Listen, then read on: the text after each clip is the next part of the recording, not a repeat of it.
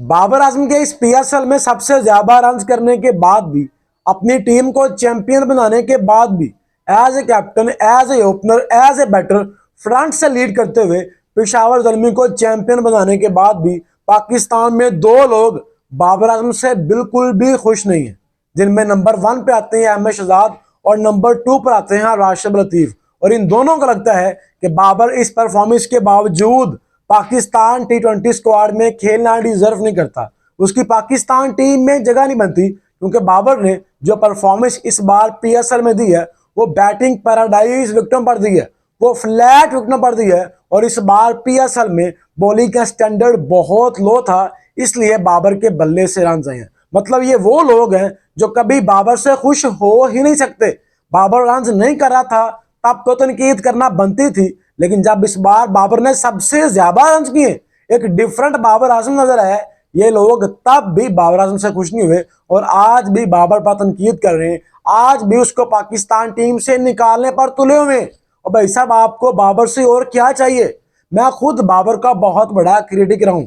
जब वो परफॉर्म नहीं कर रहा था मैंने बहुत बार तनकीद की और मैंने एक बात बार बार की कि बाबर को अपने बेसिक पर वापस आना होगा। जब बाबर आजम अपनी ओवल टेक्निक के साथ बैटिंग करेगा, बाबर के बल्ले से रन जाएंगे, क्योंकि बाबर ने जो इससे पहले 1100 किए, जो 40-50 किए, वो अपनी ओवल टेक्निक के साथ किए। और इस बार आपके सामने है कि बाबर जैसे ही अपनी पुरानी तकनीक में वापस आया, बाबर ने 200 इसी पीएसएल में लगा दिए, 250 लगा दिए और आपको एक डिफरेंट बाबर आजम नजर आया। बाबर 2.0 आपको इस पीएसएल में नजर आया, जिसने फ्रंट से लीड करते हुए as a captain, as a opener 588 run किए, एवरेज 73 की है, स्ट्राइक रेट 150 के करीब है। आपको एक बैटर से, एक ओपनर से, एक कप्तान से और क्या ही चाहिए?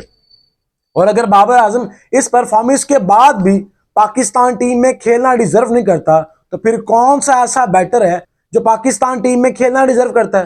क्या साइम अयूब इस परफॉर्मेंस के बाद पाकिस्तान टीम में खेलना डिजर्व करता है, जिसने 12 मैच खेलकर 204 रन किए, स्ट्राइक रेट 120 का है और एवरेज सिर्फ 19 की है? पूरे पीएसएल में 12 मैच खेलने के बाद भी सिर्फ 150 की है, वो भी फाइनल में 108 के स्ट्राइक रेट के साथ। क्या साइम अयूब पाकिस्तान टीम में खेलना डिजर्व करता है, जिसके बारे में पूरा पाकिस्तान ये बात करता है कि इसमें टैलेंट बहुत है, ये आने वाले वक्त का फ्यूचर सुपरस्टार है? तो भाई साहब को खेलते हुए 5 साल हो गए और एक भी टी20 इंटरनेशनल 100 नहीं बनाया। अभी शेख शर्मा को आए, अभी जुम्मा 8 दिन हुए, 2 साल हुए इसको क्रिकेट खेलते हुए और उसने 4 से 5 100 लगा भी दिए। जिस मैच में वो खड़ा होता है अकेला अपने बलबूते पर अपनी टीम को मैच जितवाता है, तो साइम अयूब ने पिछले 5 सालों में कोई एक ऐसा मैच बता दे जो अकेले ने एक एंड पे खड़े होकर अपनी टीम को मैच जितवाया हो। उसके बाद अगर बात करें पाकिस्तान टीम के कप्तान सलमान अली आगा की, जिसकी पाकिस्तान टीम में कभी भी जगह नहीं बनती थी, लेकिन आपने उसको पाकिस्तान टीम का कप्तान बनाया और बैक भी किया, बल्कि मैंने खुद बैक किया, क्योंकि अब वो पाकिस्तान टीम का कप्तान है। लेकिन इस बार पीएसएल में टोटली एक्सपोज्ड हुआ है। 9 मैचों में 89 रन, एवरेज 9 की है और स्ट्राइक रेट 118 का है। मुझे अफसोस सिर्फ इसलिए है कि ये पाकिस्तान टीम का कप्तान है। अगर सलमान अली आगा पाकिस्तान टीम का कप्तान ना होता तो इससे भी बुरा खेलता, मुझे टके बराबर भी फर्क नहीं पड़ना था। लेकिन आप एक तरफ बाबर के 588 रन के बावजूद ये बोल रहे हैं कि उसकी पाकिस्तान टीम में जगह नहीं बनती, और एक बंदे ने सिर्फ 89 रन किए, 500 रन उसने बाबर से कम किए और वो पाकिस्तान टीम का कप्तान भी है। अगले हफ्ते कोई बायलैटरल सीरीज होगी, कोई टी20 वर्ल्ड कप होगा और यही बंदा, यही सलमान अली आगा पाकिस्तान टीम का कप्तान भी होगा और आपको नंबर 3 पर बैटिंग करता दिखाई भी देगा, जिसने इस पूरे पीएसएल में 9 के 9 मैचों में नंबर 3 पर बैटिंग की है, जो इनका फेवरेट पसंदीदा नंबर भी है। लेकिन एक भी बार अपनी बैटिंग से अपनी टीम को रेस्क्यू नहीं कर सके।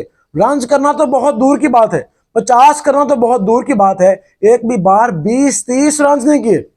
ये पाकिस्तान टीम के 2 टॉप ऑर्डर के बैटर की कहानी है और आपकी सुई आज भी बाबर आजम के ऊपर फंसी हुई है। अगर आप ये बात करते हैं कि बाबर ने फट्टा विकेट पर रन किए, बॉलिंग का स्टैंडर्ड बहुत लो था, तो क्या सिर्फ अकेला बाबर आजम इस बार पीएसएल में खेल रहा था? क्या साइम अयूब नहीं खेल रहा था? क्या मां सदाकत नहीं खेल रहा था? क्या सलमान अली आगा नहीं खेल रहा था? क्या ख्वाजा नाफे नहीं खेल रहा था? क्या पाकिस्तान के बाकी तमाम बड़े बैटर्स, पाकिस्तान के लोकल बैटर्स हों, पाकिस्तान टीम खेले हुए बैटर हों, तमाम के तमाम इस पीएसएल में खेल रहे थे और किसी के भी बल्ले से वैसी परफॉर्मेंस नहीं आई। शान मसूद भी इसी पीएसएल में खेला था जिसने सबको इंप्रेस किया है। 367 रन, 45 की एवरेज, 170 का स्ट्राइक रेट, और उसने 50 सिर्फ एक किया है, लेकिन बाकी 9 मैचों में अपने छोटे छोटे कैमियो से सबको इंप्रेस किया और बताया है कि इवॉल्व होना किसे कहते हैं, अपनी गेम को चेंज करना किसे कहते हैं। तो मेरे ख्याल में आपकी आंखों पर जो पर्दा पड़ा हुआ है, बल्कि आपकी अकल पर जो पर्दा पड़ा हुआ है, वो कोई हटा नहीं सकता, क्योंकि आपने कसम खाई है कि हमने बाबर को किसी भी हाल में सपोर्ट नहीं करना, बल्कि हमने हमेशा बाबर की टांग खींचनी है और उसको नीचे खींचना है। जो इज्जत उसको मिल रही है, जो हाइप उसके नाम की बनी है, जो रिस्पेक्ट उसको मिल रही है, शायद ये आप लोगों से हजम नहीं होती, लेकिन ये रिस्पेक्ट उसको ऐसे ही मिलती रहेगी और वो ऐसे ही परफॉर्म करता रहेगा। क्योंकि जिस तरह की बैटिंग इस बार बाबर आजम ने की है, आई विश के बाबर आजम यही बैटिंग पाकिस्तान टीम से भी करे, इंटरनेशनल लेवल पर भी करे। लेकिन ये तब पॉसिबल होगा जब हम सब उसको सपोर्ट करेंगे, जब हम उसकी टांग नहीं खींचेंगे, बल्कि उसको सहारा देकर ऊपर उठाएंगे और ये बात करेंगे कि बाबर आजम, अगर आप पीएसएल में कर सकते हैं तो आप इंटरनेशनल स्टेज पर भी कर सकते हैं। तो मेरे ख्याल में हमें बाबर को सपोर्ट करना चाहिए। जब वो रन नहीं कर रहा था, हम सब ने तनकीद किया, मैंने की, आपने की, बहुत बुरा भला हमने उसको बोला, लेकिन जब उसके बल्ले से रन आए हैं तो हमें वेलकम करना चाहिए, उसको अप्रिशिएट करना चाहिए। जो उसके एक क्रिकेट कैरियर में कमी थी कि उसने एज ए कैप्टन कोई भी छोटी भी ट्रॉफी नहीं जीती थी, तो इस बार वो एक टैग खत्म किया है। एज ए कैप्टन फ्रंट से लीड किया है, अपनी बैटिंग से अपनी टीम को मैच जितवाए, और पीएसएल में बॉलिंग का स्टैंडर्ड इतना भी लो नहीं था। आपके सारे पाए के बॉलर्स, मेन बॉलर इस पीएसएल में बैटिंग कर रहे थे, और इस बार बाबर की बैटिंग की सबसे अच्छी बात यह थी कि उसने आपके सारे पाए के बॉलरों की छितर प्लेट की है। शादाब खान को एक ओवर में बैक टू बैक 2 छक्के मारे उसने। वो शादाब खान जिसकी तारीफ राशिद लतीफ हर बार करता है, जिसको पाकिस्तान टीम में जाने के लिए पीआर चलाता है, ये वही राशिद लतीफ है जिसने पिंडीज की टीम अपनी जेर निगरानी बनाई थी। और जब इनसे सवाल पूछा गया कि आप बाबर पर तो बहुत बात कर रहे हैं, लेकिन आपका पिंडी के बारे में क्या ख्याल है, जो टीम आपने खुद बनाई है, तो भाई साहब कहते हैं कि मैं पिंडी की टीम का हिस्सा हूं, मैं पिंडी के ऊपर कोई बात नहीं कर सकता। तो भाई साहब, अगर आप पिंडी के ऊपर बात नहीं कर सकते, जिन्होंने आपको थोड़े पैसे दिए, और आपका हाल ही है कि टीवी पर आप बैठकर बातें बहुत कर रहे हैं, लेकिन आपने जो टीम बनाई है वो सिर्फ 1 मैच जीती है, बाकी 9 मैच आ रही है। ये आपके एनालिसिस है और ये आपकी सोच है कि आपकी खुद की बनाई हुई टीम, आप और इंजमाम उल हक, पाकिस्तान के 2 ऐसे प्लेयर थे जिन्होंने पाकिस्तान को बहुत ज्यादा सर्व किया है, जिनको पाकिस्तान में क्रिकेट के कीड़े बोला जाता है कि इनके पास क्रिकेट का नॉलेज बहुत है, और ये दोनों रावलपिंडी के साथ थे और दोनों मिलकर भी उनको दूसरा मैच नहीं जितवा सके। हालांकि पिछले सीजन पेशावर ज़ल्मी के साथ इंजमाम उल हक था, और पेशावर ज़ल्मी का हाल आप सबके सामने था कि पेशावर ज़ल्मी पहली बार प्ले ऑफ के लिए क्वालिफाई भी नहीं कर पाई थी, और इस बार वही इंजमाम उल हक, वही राशिद लतीफ रावलपिंडी के साथ थे, और वो सिर्फ 1 मैच जीते हैं। खुद आपके पल्ले कुछ नहीं है और आप बात करते हैं बाबर आजम की। इन्हीं रकम पर बाबर आजम ने अबरार अहमद, जिसके पाकिस्तान का नंबर 1 मिस्ट्री स्पिनर बोला जाता है, उसके खिलाफ डोमिनेट किया है। उस्मान तारिक, जिससे आपने बहुत ज्यादा हाइप बनाई कि उसको पढ़ना, उसको रीड करना, उसके खिलाफ बैटिंग करना, उसको छक्का चौका मारना बहुत मुश्किल है, बाबर ने उसको 1 ओवर में 18 रन मारे। इमाद वसीम जो ये बोल रहा था कि मैंने बाबर के खिलाफ पूरा काम किया है, मैं उसको आउट करूंगा, बाबर ने उसके खिलाफ भी चार्ज किया। खुशदिल शाह इससे पहले बाबर को 3 बार आउट कर चुका है, इस बार एक भी बार बाबर को आउट नहीं कर सका, और बाबर ने 2 छक्के खुशदिल शाह को भी लगाए। इससे पहले बाबर ने आज तक पीएसएल के सिंगल एडिशन में 12 से ज्यादा छक्के लगाए थे, और इस बार बाबर आजम ने 15 छक्के लगाए हैं, 60 चौके लगाए हैं, 60 चौके लगाए हैं, जिसका मतलब है 250 से ज्यादा रन बाबर आजम ने बाउंड्रीज के साथ किए। मतलब ऑलमोस्ट 300 रन बाबर आजम ने बाउंड्रीज के साथ किए। तो आपको बाबर आजम से और क्या ही चाहिए यार।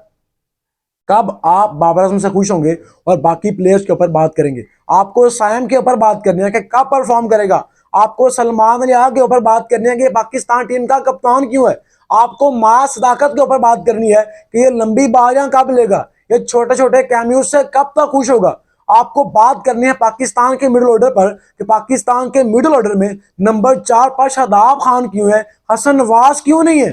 आपको बात करनी है कि पाकिस्तान टीम में मोहम्मद नवाज क्या कर रहा है, फहीम अशरफ क्या कर रहा है, हारिस रऊफ क्या कर रहा है, शाहीन शाह अफरीदी क्या कर रहा है। लेकिन आपका मुद्दा सिर्फ और सिर्फ बाबर आजम पर है और आप बाबर के अलावा किसी पर बात ही नहीं करते, क्योंकि आप जानते हैं कि व्यूज बाबर के नाम से आएंगे, हमें लोग बाबर के नाम से देखेंगे, बाकी किसी के नाम पर तो हाइप ही बनेगी। तो मेरे ख्याल में ये बहुत गलत चीज़ है और हमें as a nation, as a साबका प्लेयर इस चीज़ से बाहर जाना है और अब हमें बाबर को बैक करना है ताकि 2027 के ओडीआई वर्ल्ड कप में और आने वाली बायोटर सीरीज में इस WTC के साइकिल में बाबर बेहतर परफॉर्म करे और अपनी ओल्ड टेक्निक के साथ वो ओल्ड फॉर्म गेन करे और पाकिस्तान टीम के लिए 100 करे, 50 करे और मैच विनिंग नॉक खेले। बाकी इस टॉपिक के ऊपर दोस्तों आपकी क्या राय और आपके ख्याल में क्या अहमद शहजाद और आशिफ अल लतीफ़ ठीक कह रहे हैं, आप अपनी राय कमेंट बॉक्स में लाजमी बताएं।